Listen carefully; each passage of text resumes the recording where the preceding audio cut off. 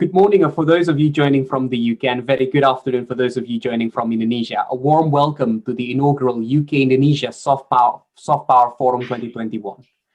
This event is organized by the Indonesian Embassy in London in collaboration with GIPA and YIPA UK, supported by UKICIS and PPI UK. We're pleased to be able to join by distinguished speakers from both public and private sectors, as well as a strong list of participants consisting of research scholars from reputable UK university and Indonesian university, Indonesian diaspora communities, business representatives, government officials. I'm Stephen Marcelino, Chairman of Global Indonesia Professionals Association, in short GIPA. GIPA represents Indonesian professionals and executives working in 8 industry groups across G20, a partner for Indonesia's economic diplomacy overseas and human capital development overseas. I also work at Accenture Strategy in London office as Client Engagement Director on Financial Services for ASEAN markets. Back in October 2020, GIPA had the pleasure to be invited to speak at Indonesia's Ministry of Foreign Affairs, MOFA, first event on soft power in strategic benefits of Indonesian soft power assets overseas. It was a timely session as Indonesia's MOFA is in the process in developing a nationwide umbrella policy for soft power.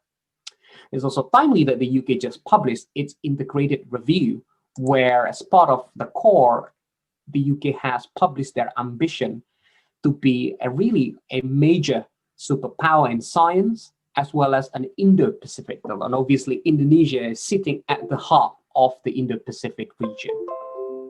We got to look at the UK, who has consistently ranked top 3 in major global soft power indices, including Brand Finance Global Soft Power Index in 2021, where UK ranked 3rd and Indonesia ranked 45th. In 2021, Indonesia's scores increased by 1 point in soft power. So whilst Indonesia still remains at the top 10 ASEAN economies in terms of soft power, it is the largest economy in Southeast Asia and a G20 economy. But Indonesia is still lagging behind from neighboring countries such as Singapore, that ranked 20th, Thailand, that ranked 33rd, and Malaysia, that ranked 39 in terms of soft power. That's why this forum really aims to identify how to propel Indonesia soft power in the next decade, from identifying current challenges, as well as short-term and longer-term opportunities. So, ladies and gentlemen, a quick outline for today's plenary. This forum will be opened by His Excellency Desra Percaya, Indonesian Ambassador to the UK, Ireland, and IMO. We'll then hear remarks from Director General for Information and Public Diplomacy at Indonesia's MOFA, Dr. Teuku Faizazsyah, and remarks from Rob Van, Deputy Head of Mission at British Embassy in Jakarta. We'll also hear a bit of soft power perspective from David Hai, CEO of Brand Finance. And after today's plenary, we're going to into a breakout session, 3 focus group discussion that will be introduced by Hartio Harkomoyo, Minister Counselor for Information, Sociocultural and Public Diplomacy at Indonesian Embassy in London. So if Javier can share the screen in a bit, the first focus group discussion is on business and trade, governance and international relations. So that's the first session. The second session is on education, science and people and values.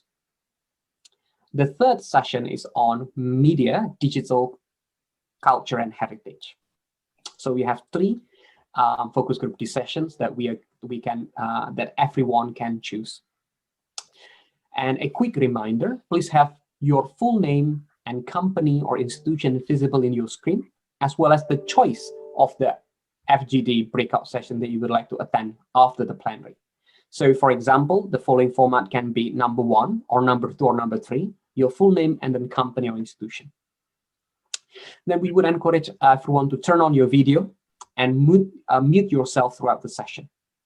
You could also tweet and share your thoughts via Instagram at Indonesia in London or via Twitter at KBRI London, KBRI London. After the focus group discussion, we'll come back to the closing plenary from the 3 moderators that will give a summary on each of the session and then a closing by Pak Kasan, the DCM for Indonesian Embassy in London.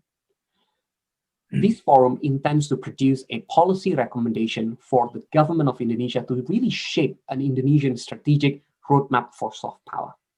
We'll invite everyone to get involved and to contribute even after the forum during the review process of the document. Your inputs will be very valuable for us. Okay, without further ado, I would like to hand the Zoom stage to His Excellency Dr. Desra Percaya, Indonesian Ambassador to the UK, Ireland, and Amman. Pak Desra, give it to you. Thank you very much, Mas Stephen. It's always a pleasure working with you.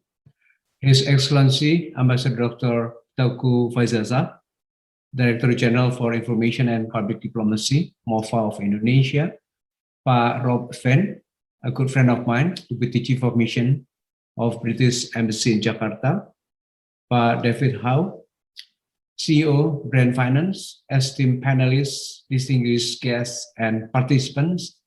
Good morning from London. Very warm welcome to the inaugural Indonesia UK Soft Power Forum, Propelling Indonesia Soft Power in the Next Decade.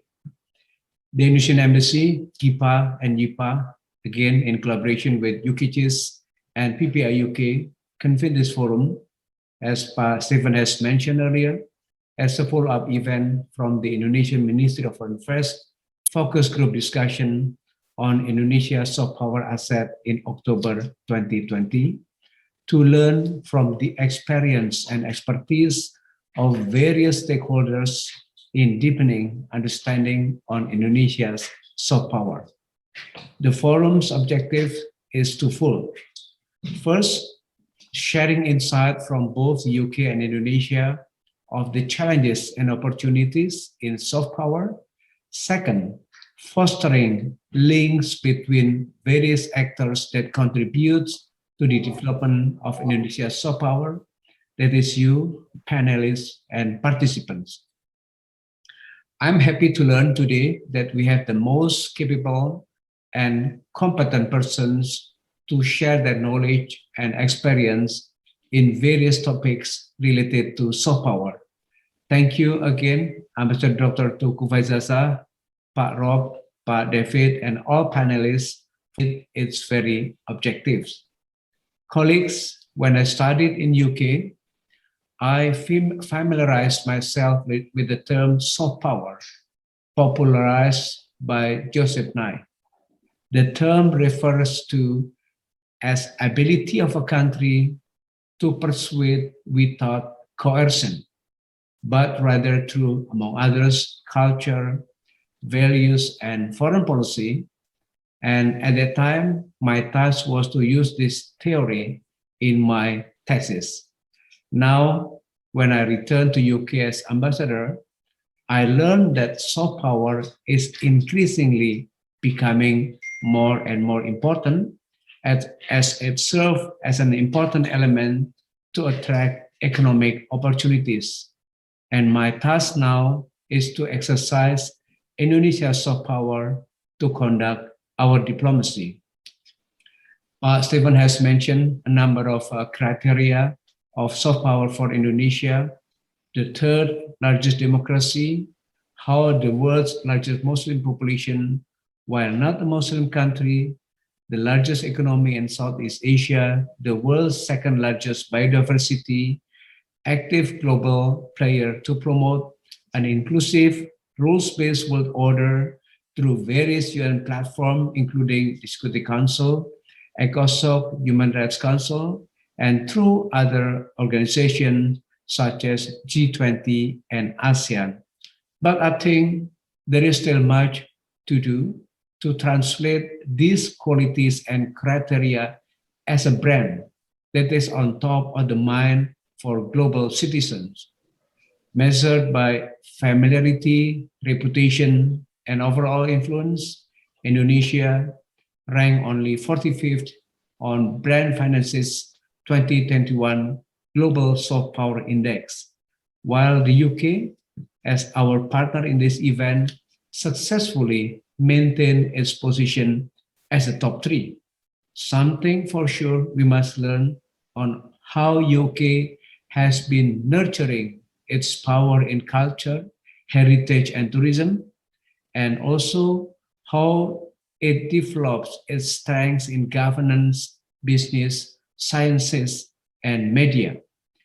Joseph Nye himself realizes that the major challenge to developing a country's soft power is that soft power works mostly outside of government's control. People and perception of the people are the key. For that reason, the forum will be conducted in 3 parallel sessions, as has mentioned earlier by Pak Stephen. Finally, I do sincerely hope that discussion today will come up with sound, concrete, and strategic policy recommendation. Wish you all a fruitful discussion. Thank you, Pak Stephen. Thanks, Ambassador Desra. I think getting your guidance and really your steer on this inaugural Soft Power Forum has been really essential. Now, I'll move on to Dr. Teuku Faizal Shah, Director General for Information and Public Diplomacy at Indonesia Ministry of Foreign Affairs. We would like to hear your remarks. Over to you. Thank you, Pak Stephen. I hope you can hear me clearly in the UK. Good. Yes, okay, very clear. Okay, thanks so much. His Excellency Dr. Desra Percaya, Ambassador of the Republic of Indonesia to United Kingdom and Ireland, Mr. Rob Fendt, Deputy Chief of Mission of the UK Embassy in Jakarta, Mr. David Haig, CEO of Brand Finance, distinguished speakers, participants, ladies and gentlemen. Well, it gives me a great pleasure to be having this opportunity to join all of you in this August Forum and to say a few words on Indonesia soft power diplomacy. I will touch very briefly on this occasion two issues. First, the current stage of our soft power diplomacy, and I will later on refer a little bit on our diaspora as an assets. Pak Desra has made a clear reference to Joseph Yee on what he coined on the soft power diplomacy. So I don't need to repeat what he has said, but in essence, in conducting soft power diplomacy, we always refer to the conception that he raised, the ability of any country to persuade others to do what it wants without force or coercions. If we look back, the term soft power diplomacy became part of our lexicon in foreign policy and diplomacy as early as 2001. So it's rather late. Then at that time, we conduct what we call a reform in our bureaucratic institutions. And we realized that through by the change of times and also challenges, we need to be more active in promoting Indonesia and to create a brand settings. So in 2001, we create at that time the Director General of Information and Public Diplomacy. And precisely the intention is to create a positive branding on Indonesia. And I understand that we try to identify the common themes that can make Indonesia well appreciated at the global level.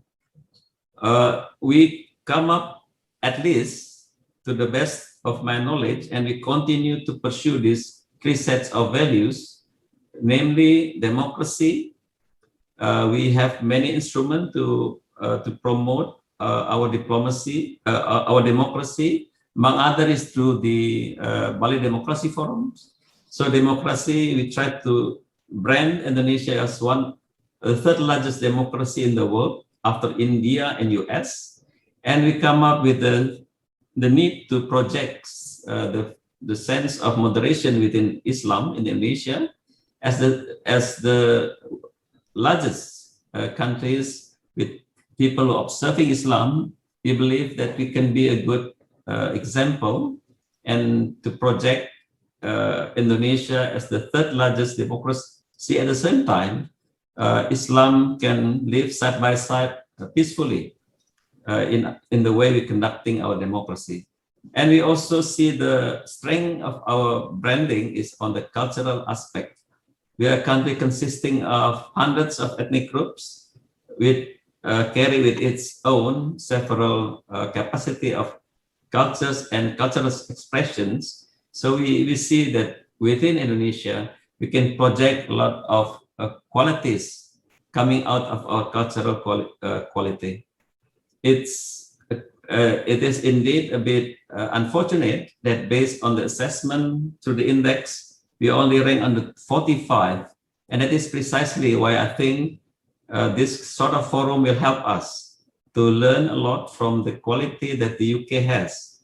When I assume my responsibility of the DG of this information and public diplomacy, the first thing I ask my colleague is to conduct not really reinventing, but to search our soul. What precisely that we want to project through our soft power diplomacy.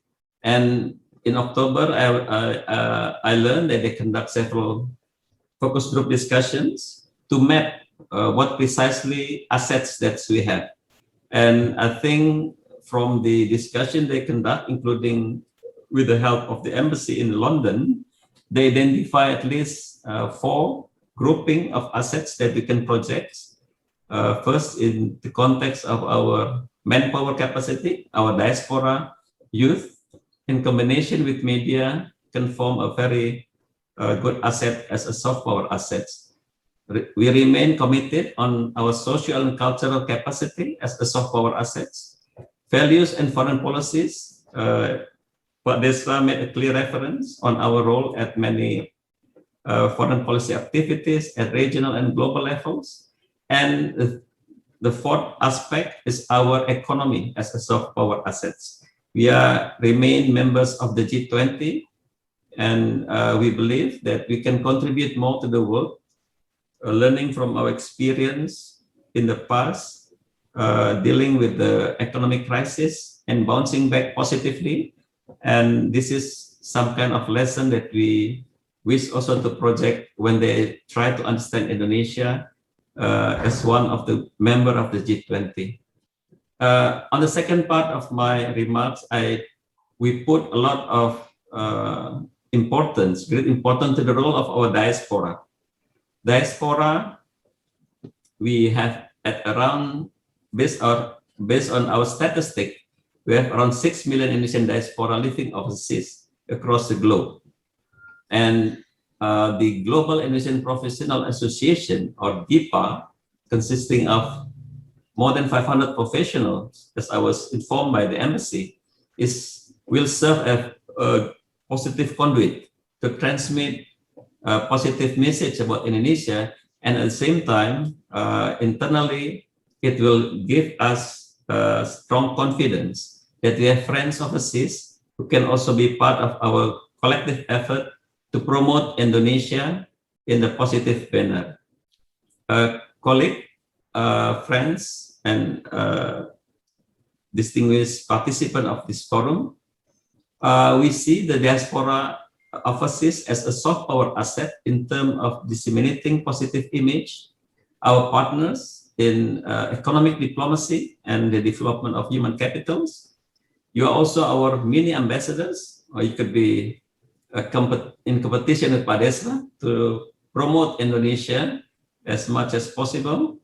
You promote our business investment opportunities and to link between opportunities overseas and our capacities back home. Certainly, you will also be in a good position to create collaboration through your professionalism in the research network, for instance, and you can also assist us in strengthening research identity. And in the process, we might need to work very closely for developing capacity building in Indonesia. As a final note, I will certainly look forward from the discussion from this forum on how we can reflect after 20 years of conducting soft power diplomacy. Certainly there is a need to relook and enrich. And this is one of the forum we believe that we can gather a lot of insights and recommendations, especially at this time when the role of digital diplomacy has so significantly affected the way we conduct our business. So certainly we wish to learn more from your discussions. And finally, I certainly hope that this forum discussions will benefit Indonesia, at the same time benefit our two countries, as the two countries has a very strong and solid relations. Dear colleague, I think that's captured all what I want to say in this forum. I give back the floor to the Stephens. Thank you. Thank you, Pak Dirjen, and certainly your Directorate General, the Directorate with us, as well as with Pak Yusron Ambari, has managed to really kick off a great strategic refresh. And thanks to your guidance, certainly this a strategic refresh is something that we're keen to fit in the policy recommendation later on.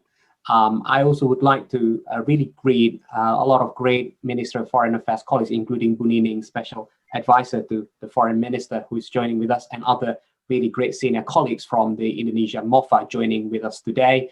After hearing remarks from Indonesian MOFA perspective, I think it's great for us to turn into the UK side, represented by Rob Fenn, Deputy Head of Mission, British Embassy in Jakarta, who is very close with soft power topic. Rob, over to you.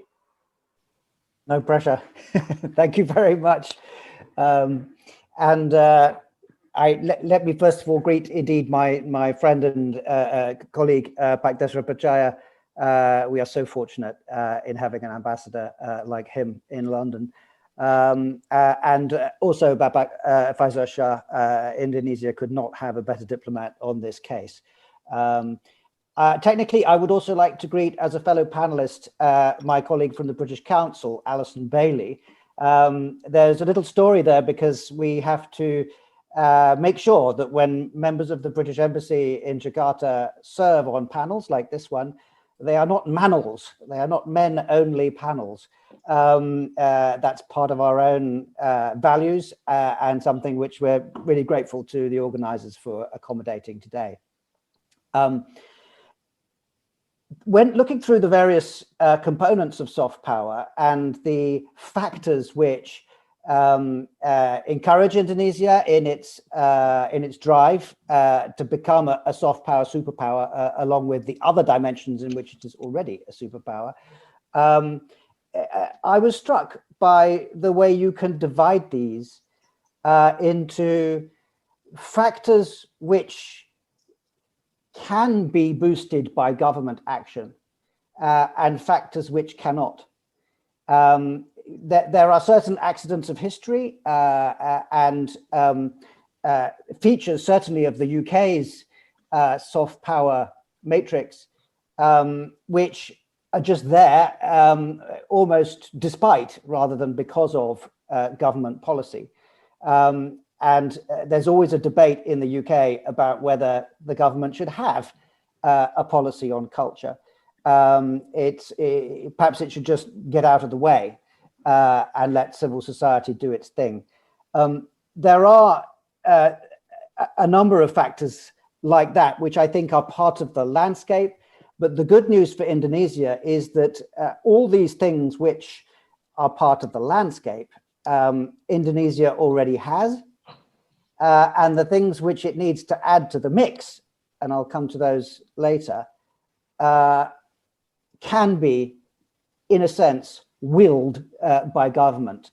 The things which are part of the landscape and which both the UK and Indonesia have, you have to start with democracy. There is something about being a democracy which frees up the animal spirits of a population to be creative, to have their own sometimes stubborn and difficult point of view, to fight their corner, to assert themselves, to express themselves. This is what democracy is all about. Having had the deep pleasure of living in this democracy in Indonesia for a number of years now, it's authentic. You know, this is not hype. Indonesia is a deep down democratic country, and we see it every day. And most recently, during the leaders' meeting on Myanmar, you know, the offense that Indonesian civil society feels at the coup d'etat in Yangon is authentic and is driving the government to act. So Indonesia is a genuine sort of bottom-up democratic country, and that spells that stands Indonesia in good stead for soft power. Civil society, I've already mentioned, but if you look at the nature of Indonesian civil society, yes, it's young, yes, it's online, it's full of early adopters. This too is landscape, but it's tremendously encouraging for a country trying to move up these rankings.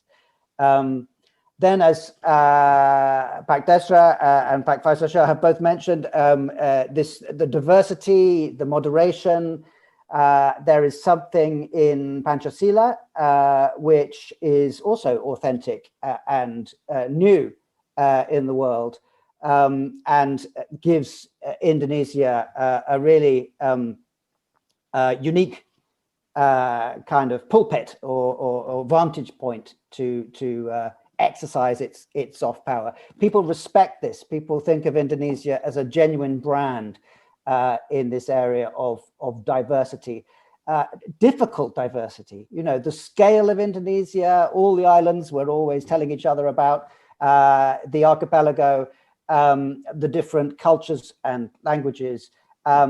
This is real and fascinating to the outside world. The last bit of landscape I wanted to talk about is kind of the geopolitics. And in some respects, it's odd to compare the UK and Indonesia because the UK is so small and Indonesia is so big. The UK's scale, of course, comes from history and some of the accidents of history, certainly language. We are very blessed with the way the English language has been picked up and used. We don't own it anymore. It's very important to say that. I think the moment the UK starts to actually sort of criticize the way other people use our language, it will be very obvious that it's not our language anymore. And the way the English language is beautifully adapted and driven by big English-using populations such as Indonesia, I think also of India, that enriches our literature. But it's part of the UK's landscape that the English language is so widely used. Indonesia has scale in different ways: size of the population, location, you know, the geopolitical location on this sort of trading crossroads that have been clear for, you know, millennia. It's why we have our infamous Indo-Pacific tilt. You know, we want to be connected with this nexus. And so it seems does every other country that thinks seriously about its use of diplomacy. And it's why we were so thrilled by one of the sort of subplots at the weekend's leaders meeting of ASEAN, that we had good news for our ambition to become a dialogue partner of the association.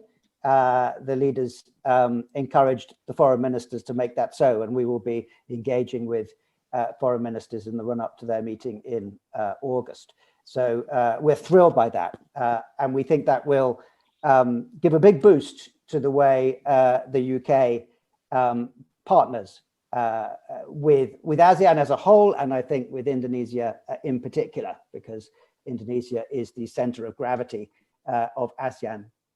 I'll end just by talking about some of the challenges. And as I say, the good news here is that these are all very amenable to a policy response. You know, you can't get a different geography, but you can have policy in some of these areas. And I think Indonesia's emphasis on education shines through as something where Indonesia wants to redouble its efforts. I think to have the great sort of unicorn of Mr. Gojek at the top of the Ministry of Education is really important, sends a signal. And the UK is partnering with Indonesia on the education front in every way we can. And when my ambassador presented his credentials to Pak President, the president said, "I want to work with you on education." That was kind of the first and loudest thing which Pak President said to Owen Jenkins. The diaspora, I note that as something that is both a strength of Indonesia. You have a huge diaspora.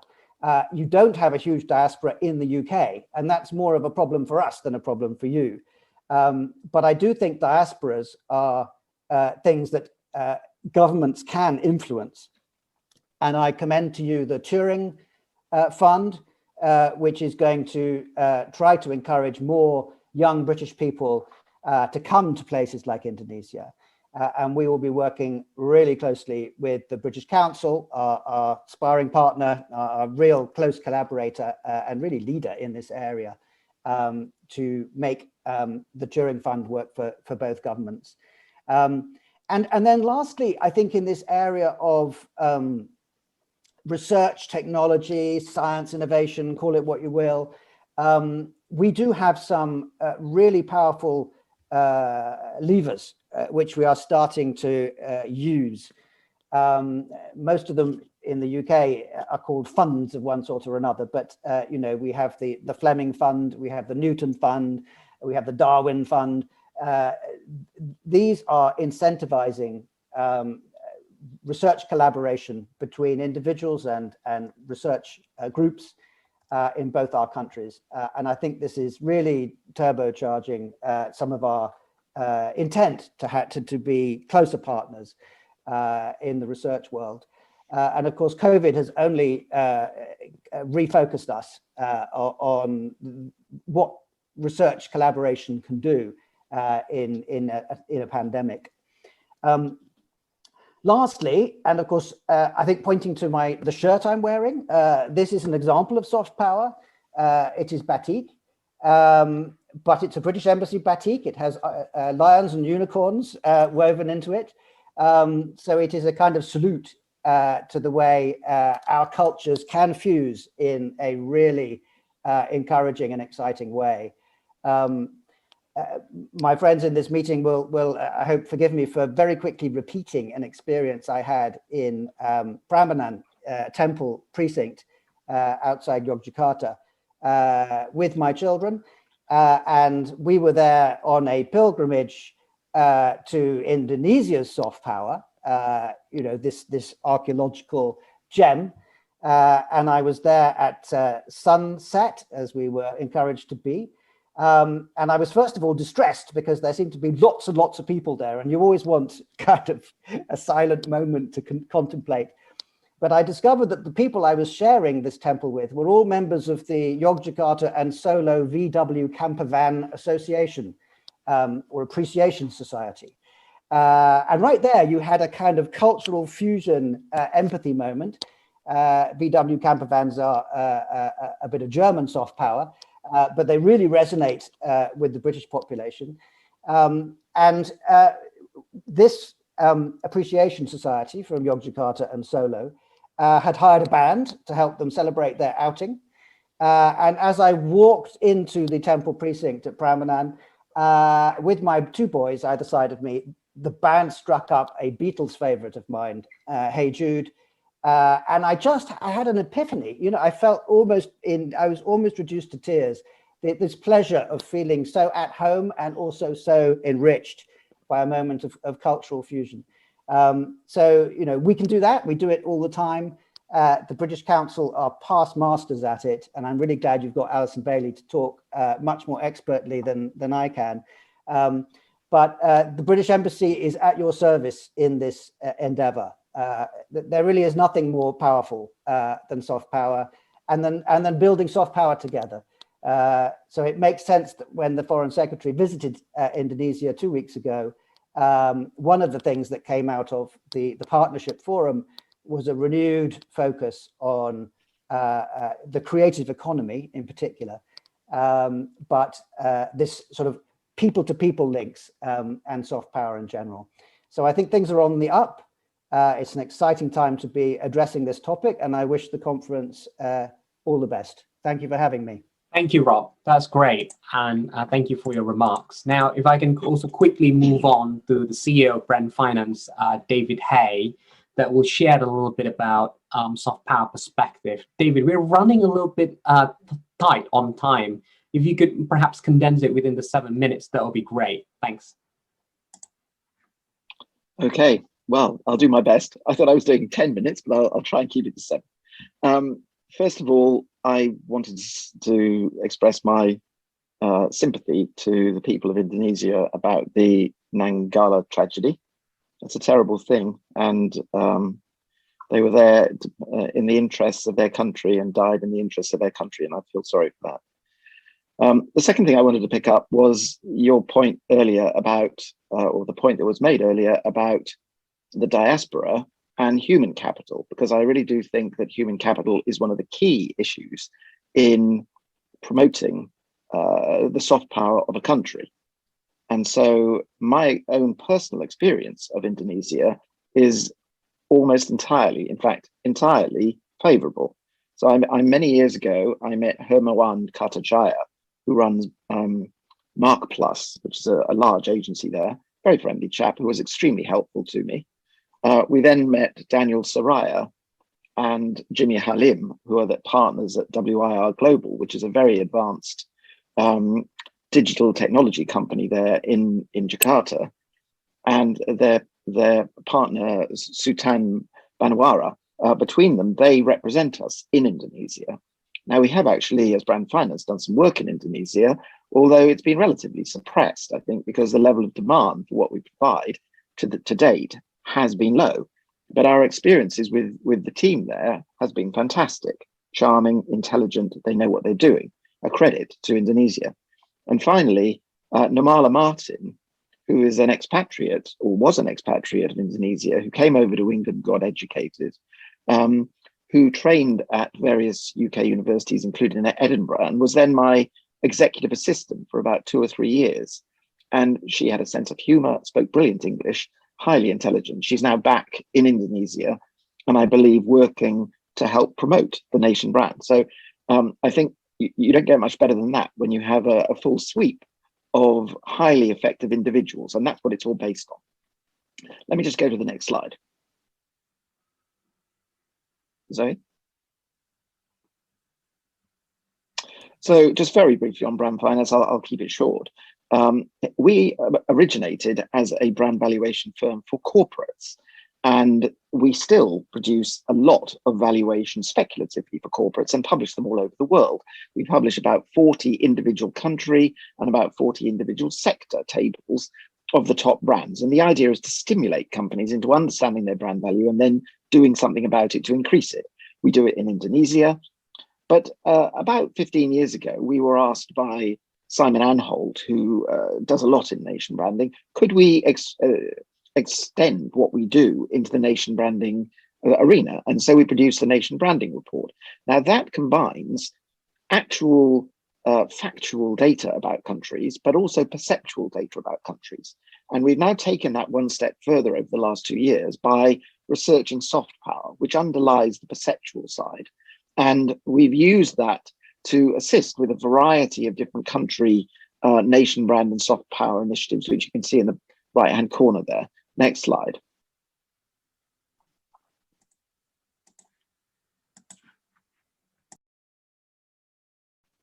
Now, I think this point has really been made, I think, by the previous speakers, which is there is a slightly odd anomaly in that Indonesia has the 4th largest population in the world, and by GDP, PPP is the 7th largest economy in the world.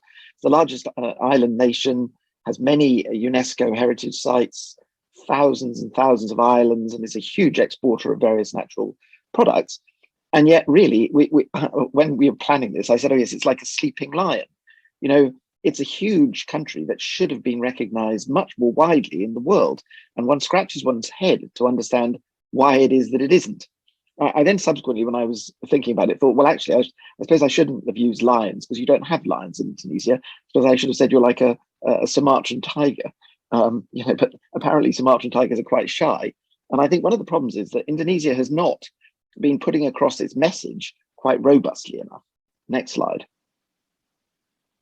This is really just a snapshot from the results of our tables. You can see down the left-hand side, we've looked at familiarity, influence, and reputation. They're the key headline numbers that express how well a country is doing. and then the underlying pillars, and you've obviously adopted this, so I won't lecture you on it, but it's business and trade and governance and so on and so on and so on. Now, the point about our research is that it is about perceptions. We asked in the first year 55,000 respondents worldwide, and last year we asked 75,000, and it's our plan to ask 100,000 next year what they felt about different countries. Now, one of the problems with Indonesia is that the perceptions are weak, I think, because levels of awareness and familiarity are low.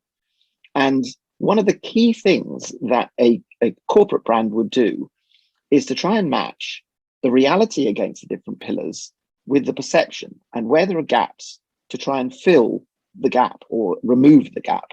And this is how a corporate looks at its brand. And what we've been saying over the last number of years is that countries can consider themselves and run themselves and manage themselves in marketing terms very similar to large corporates by looking at the reality of what they have to offer and the perception, and then using communication to close those gaps. Now, the other thing that I think a corporate would always do is to be sharp at understanding which segments of the world, both in terms of industrial sector and also in terms of geographic exposure, should it focus its resources on. No country can be universally strong in all sectors and in all countries, and it needs to really prioritize. And I think those are the two key lessons from corporate branding. Segmentation and prioritization and targeting is one. The other one is understanding the difference between perception and reality and trying to close it. And you can see there on the right, we said the challenges are to improve all of that. And the way to do it, I think, is to think about it much more as a kind of marketing exercise. Next slide. So I think this is my last slide, actually, and really it's just a summary of what we have seen from countries that have done this well. Now, in the case of Great Britain, it has a huge number of advantages, as Rob said, namely that it has been very exposed on the world stage for hundreds of years. So it starts from a position where people know a lot about the UK and it's had a lot of exposure. But the one thing which all countries do is they get very fragmented. And I would say that the technique which has been adopted by the UK over the last 10 years is to really focus on one message. And you can see the campaign up there on the left-hand side, the Great campaign. When I first saw this campaign, it made me slightly cringe because English people tend to be a little bit, what should we say, polite about themselves. They don't brag. This seems to be very bragging. But apparently the research has shown that everyone believes it's true. They know our name is great. And they actually feel that a lot of the things about Britain are great. So actually, it's been widely welcomed, and it's been a very successful campaign. And what they've actually done is they've gone across all departments to try and focus the message. So there isn't too much fragmentation. There is a tendency with government-related activities for it to get fragmented. Lots of different departments want to do their own thing. And the outstanding success of this campaign is they have managed to harness all the different levers of government behind the one campaign. And they do it not only with advertising, but also with a whole range of different events, PR, social media, and so on. And I would warmly recommend that as an approach. And the other thing that goes with that is putting serious money behind it. When we first started working with the Great campaign, I believe their campaign budget was about £30 million. It was increased to £60 million as a result of the success of the campaign. And obviously, even if you invest that kind of money, you have to measure it to see, using econometrics and market research, whether it's really working, because public money is always in short supply. I would say that a well-run campaign will more than pay for itself and be able to be defended in a democratic environment. Here in the UK, the Great campaign has never really come in for excessive criticism. So I think that's my last slide. Is there another one? What I would like to leave you with is, what are the things that you would target? And for me, the things that immediately strike me are food and drink, heritage and history, ecotourism. And one interesting idea is, so that people become familiar with your country, adopting the approach of New Zealand, which is to try and persuade people to come to New Zealand by having films made there. It's been a tremendous success in terms of their publicity. With that, I'll leave you, and I hope that was of some help. Thank you. Thanks, David. And I think that's super helpful, really hearing the man that construct and really having a consistent global soft power index, hopefully that shed some light around how some of the indices and the index itself being constructed. And that gave a good starting point on how Indonesia can embark a trajectory for this refreshed journey. And, I saw the Sleeping Lion. I was reminded both the comments by Ambassador Desra and also Director General Teuku Vaisesya that not only Indonesia is a G20 members in the largest 20 economies and by PPP, as you mentioned, 7th largest economy by triple Ps, but Indonesia will also be hosting G20 2022 presidency next year. And as countries like the UK, the EU, and the US are making a pivot to the Indo-Pacific region tilt, this has never come a better time for us to take a look into this. So really looking for further inputs and follow-ups from brand finance as we are putting together a almost like a roadmap document consuming or really capturing all of the focus group discussions that will take place in a moment. And that's a good segue for me to invite the Minister Counselor for Information, Sociocultural Affairs and Public Diplomacy at the Indonesian Embassy in London, Mas Yoyo Hartio Harmokoyo, to really introduce the 3 focus group discussion that will happening in a moment. Mas Yoyo, over to you.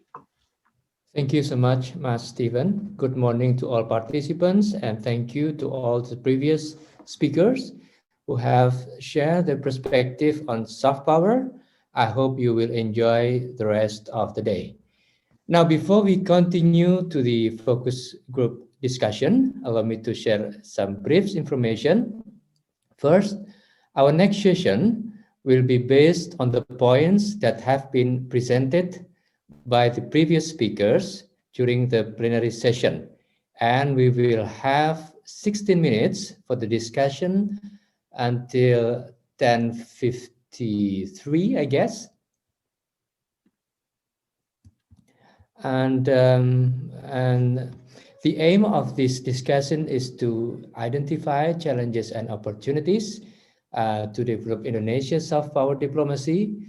And throughout the discussion, we are looking for a proposed Indonesia soft power strategy recommendation in short, medium, and long term. In order to achieve the objective, we will divide the discussion into 3 parallel sessions. Session 1 will discuss about business and trade, governance, and international relations. It will be moderated by Christy Zacharias of the YIPA UK. The session 2 will give us the opportunity to exchange views on education, science, people and value, and Dr. Bagus Mulyadi will be moderating this event. Third, we'll be share some topics on medias, digital and culture and heritage, and Mas Gatot Subroto, President of PPI UK, will be moderating this session. Time to the moderator, so I'll just invite quickly Christy to give a 2-minute summary from our working focus group discussion 1, and then followed by Mas Bagus, and then followed by Mas Gatot, and then we'll ask our DJM KBRI London, Pak Hasan, to provide closing remarks. Christy, over to you. Oh, terima kasih. Thank you so much. Cool. Untuk fokus group discussion 1, kita menjelajahi pemikiran dan strategi-strategi seputar bisnis dan perdagangan, pemerintahan, serta hubungan internasional. I think it's really interesting. Personally, kita menjelajahi strategi branding dalam kancah global, pentingnya fleksibilitas naratif misalnya untuk memenangkan consumer bias. Selain itu, the theme that we explore juga banyak peluang bagi Indonesia untuk menjadi market leader, terutama dalam bidang sustainability dan energi terbarukan. Dan sudah ada iklim investasi yang kondusif di Indonesia sendiri dengan keberadaan banyaknya unicorns dan decacorns di Indonesia. Another interesting point that we explored, butuh juga complementary, jadi tandem soft power dan hard power, karena untuk maximum impact dua-duanya butuh diasah, dan selain itu ada pentingnya internally political will agar mendorong kooperasi dari badan-badan pemerintahan. Similarly, dalam kancah publik untuk membantu mereka mengerti nilai ekonomi dan investasi asing. Jadi itu adalah seputar beberapa tema yang kita jelajahi dalam focus group discussion 1. As I mentioned to anyone who attended, ini adalah permulaan dari diskusi-diskusi mengenai tema-tema ini. Kita akan get in touch with you lagi, kita akan explore lebih dalam lagi, karena masih banyak sekali solusi-solusi tadi yang belum diulas secara mendalam, dan itulah beberapa tema-tema yang kita jelajahi tadi. Back to you, Stephen. Thanks, Christy. Over to you, Mas Bagus. Thank you very much. It's quite a packed group, FGD number 2, it really is. But there are a lot of food for thoughts, and I would like just to read out some of the comments mentioned by the panelists in the second group. Indonesia has to be known for its value. The value is one key ingredient in improving Indonesia's soft power. Indonesia needs to be known for what it wants to be known. And respect and peace being noted as UK's most known values, and that's our homework too. Indonesia needs to be more tolerant, or putting forward tolerance as one of its key characteristics to improve collaborations. And we also acknowledge the importance of collaborations to boost Indonesia's research impact because of the correlations between international collaborations and impact, if you were to measure impact by citations or any other similar metrics common to researchers elsewhere. So we also acknowledge that Indonesian lecturers started to occupy strategic positions in the UK. It is noted that over 40% of Indonesian lecturers currently are in the position of associate professorship, having good chance to become full professors. And these professors, having freedom to choose their own research agenda and focus, can have the potential to help Indonesia moving forward. We need mentoring that could guide Indonesian young professors in the UK to improve their influence and therefore their impact to the home country. We need more UK-based Indonesian scientists to have links with the UK government. We need to transform the currently existing consortia of diaspora individuals into more consortia of universities, where they have resources that they can amalgamate and therefore boost impact. Indonesia needs to have more proactive strategies to match funding from the UK governments when it comes to research collaborations. And there needs to be a strategic linking between Indonesian diasporas and their own resources with Indonesian talent management program. And we need to attract more UK researchers to Indonesia. And Indonesia needs to be known as a country that is friendly to researchers and hosting research activities in the countries. We need to support the home government to base their policies on evidence, on scientific evidence, for it will bring about trust from the constituencies of the government if policies were to be based on scientific evidence. We need to promote Indonesian languages as one of the ways in which soft powers is built. It is noted that more and more Indonesian classes started to permeate UK education institutions, not only at the elementary and middle school level, but also at the universities. This has to be promoted, for it is very, very effective indeed. We need to be known for our integrity and collaboration, or willingness to collaborate when it comes to health collaborations, and we need to find strategic ways to utilize Indonesian diasporas in the UK to improve the competence of health workers in Indonesia. We need to create more proactive initiatives, like making a journal that discusses healthcare financing and insurance that could become the platform for collaboration between academics working in health sectors between the UK and Indonesia. Indonesia needs to become trendsetter in bringing about change. For that, collaboration between health ministry, foreign ministry, and Indonesian diaspora needs to be promoted and strengthened. We need to be locally rooted and globally respected when it comes to health. And we need to form joint learning networks and be more proactive on the health sector. And then lastly, Indonesia needs to share its knowledge and best practices more proactively. Indonesia needs to play active role. One of the ways in which we provide, play active role is by providing assistance to other countries when it comes to health. For that is one of the key ingredients to improve soft powers. This has been manifested in, for example, the South-South collaborations or cooperations between the Ministry of Health and its neighboring countries. We need to make out-of-the-box initiatives like genome sequencing network. This is the language of tomorrow when it comes to health cooperations. Indonesia is mega diverse, and diversity in itself is a soft power because the world is in need of future food and medicines, and therefore Indonesia has a lot to offer. And if we were to manifest that into some tangible products through science, that would be great indeed. So that is some of the bullets of the discussions that I could put together during the limited time. I'm sure there are many that I have missed, and I would look at the recording again to complete some of these topics. So thank you very much. Thanks, Mas Bagus. Fantastic. Great summary. And I'll invite Mas Gatot Subroto from PPI UK as well to share. Baik, terima kasih Steven. Sesuai dengan permintaan Javier, we made conclusion in Bahasa Indonesia. This is a way to promote Bahasa Indonesia as well, sebagai hasil kesimpulan dari Mas Bagus tadi. Yang pertama, dari FGD Session 3, media dan jurnalisme Indonesia berperan penting dalam perkembangan Indonesia dan juga soft power dengan berbagai macam cara, seperti membuat workshop or media coverage produk-produk Indonesia tertentu dari perusahaan yang sudah dikenal sampai kalau bisa Indonesian small businesses. Jadi akan membantu untuk memperbesar pangsa pasar kita di level internasional. Kemudian dari segi produk, soft power Indonesia berada pada bumbu-bumbu.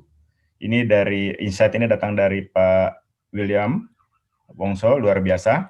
Jadi karena variasi dan rasa yang sangat menarik. Jadi produk bumbu kita juga bisa membantu petani-petani Indonesia apabila kita meningkatkan ekspor bumbu-bumbu kita ke luar negeri. Nah ini harapannya, nanti akan saya baca beberapa rekomendasi. Kemudian ada beberapa tantangan yang kita sudah identifikasi. Yang pertama dari segi media and digital, bahwa media saat ini menghadapi beberapa tantangan, especially those come from social media. Tapi media still become the main reference or sources of information. Kemudian kondisi pandemik itu cenderung tidak menguntungkan media. Kemudian challenging-nya itu bagaimana defending media's professionalism and idealism di tengah kondisi yang tidak menentu saat ini. Untuk culture and heritage, banyak potensi heritage kita yang bisa menjadi atau membangkitkan kekaguman negara lain, terutama di Eropa dan North America. Bagaimana supaya kita bisa mengekspos dan mengeksplor kearifan lokal setiap wilayah Indonesia. Tapi di sisi lain ada juga tantangan, yaitu intoleransi dan radikalisme. Kemudian dari segi inovasi, tantangan kita itu perlu kita menanam budaya tangkas atau agile culture ya. Kemudian tantangan berikutnya, indeks inovasi Indonesia yang masih rendah. Kemudian digital connectivity and also education, which is still very low. Itu berdasarkan indeks yang kita peroleh dari beberapa badan pengindeks internasional. Kemudian dari Om William juga, William Wongso, bumbu Indonesia dan aplikasinya. Jadi bagaimana supaya kita bisa menyiapkan aplikasi bumbu Indonesia, baik buat Indonesian di luar negeri maupun untuk non-Indonesian. Nah ini harapannya nanti dampak ekonominya bisa membesar. Kemudian kalau bisa setiap bumbu itu dijelaskan geography identity. Nah ini dua wilayah dunia yang dipropos oleh Om William itu adalah Australia dan Afrika. karena khususnya di Afrika, di sana mereka sangat suka dengan masakan Indonesia.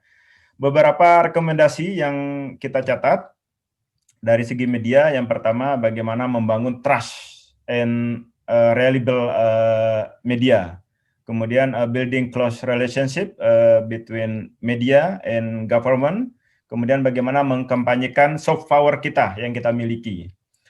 Kemudian bagaimana memperkuat infrastruktur digital, kemudian hubungan komersial internasional, dan bagaimana membangkitkan atau mengempower inovator lokal. Tentunya bekerja sama dengan para akademisi dan kajian saintifik. Kemudian dari segi kampanye pariwisata dari Ibu Eka Monkare, kita bisa membangun atau memperbanyak House of Indonesia seperti yang ada di Paris, Prancis dewasa ini.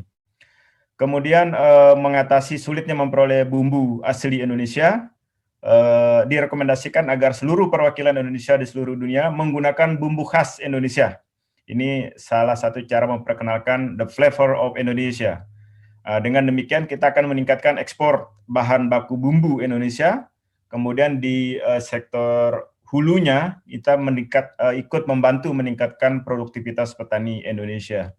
Kemudian untuk digital and media, bagaimana kita memperkuat digital diplomasi, kemudian memperkuat kampanye simpati, optimisme dan solusi.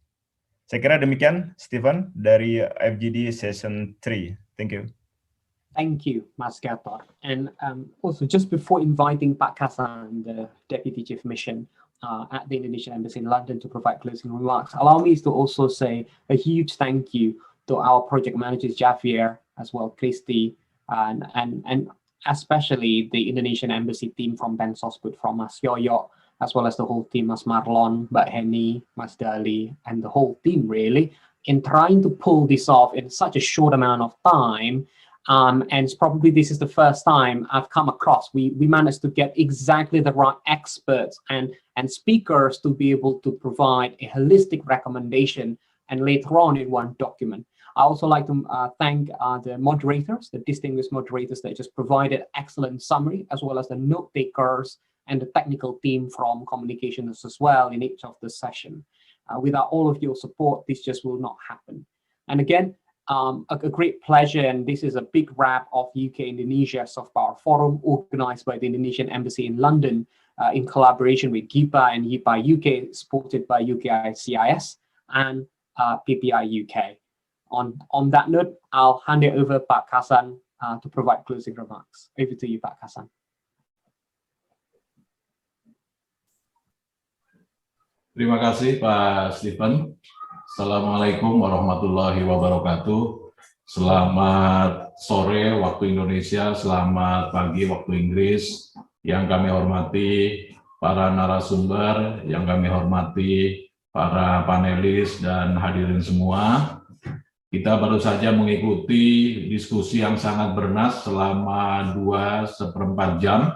Dan untuk Bapak Ibu yang ada di Indonesia, tentu saja ini menjadi kesempatan juga untuk ngabuburit. Saya tahu sebentar lagi adzan maghrib akan berkumandang dan Bapak Ibu yang sedang menjalankan puasa, tentu saja diskusi ini membuat puasanya tidak terasa.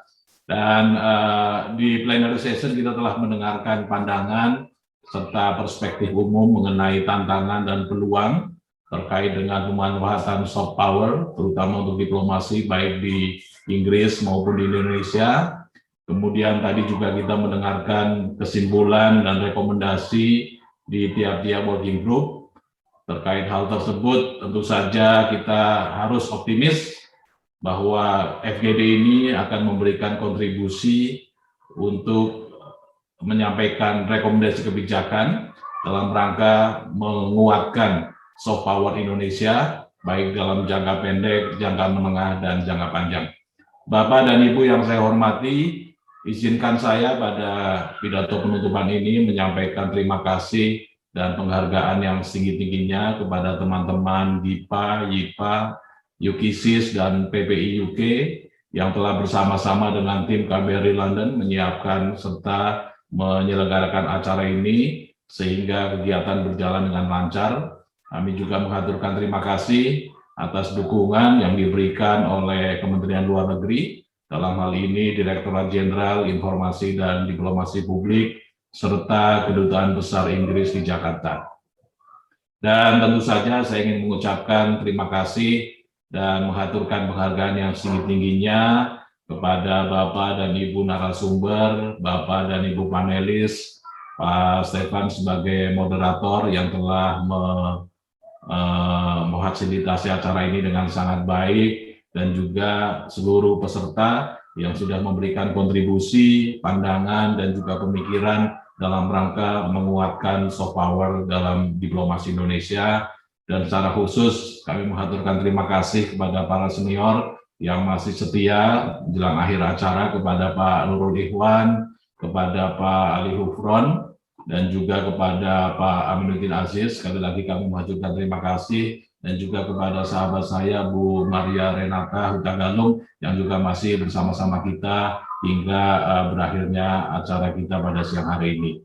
Terakhir, kami berharap semoga hasil diskusi kita pada hari ini dapat memberikan kontribusi dalam mendukung penguatan soft power diplomasi Indonesia dan menjadikan Indonesia sebagai aktor penting di berbagai forum internasional. Dan semoga di tengah pandemi ini kita dan keluarga besar selalu dikaruniai kesehatan, dan yang paling penting marilah kita berdoa bersama-sama semoga pandemi segera berlalu dan kita dapat kembali beraktivitas, termasuk dalam memanfaatkan soft power yang dimiliki oleh Indonesia di berbagai forum internasional, baik dalam kapasitas sebagai wakil pemerintah maupun dalam kapasitas sebagai aktor non-pemerintah termasuk diaspora Indonesia. Sekali lagi terima kasih kami haturkan. Kami akhiri. Assalamualaikum warahmatullahi wabarakatuh. Selamat siang, selamat sore, selamat pagi, dan salam sejahtera, salam sehat untuk kita semua.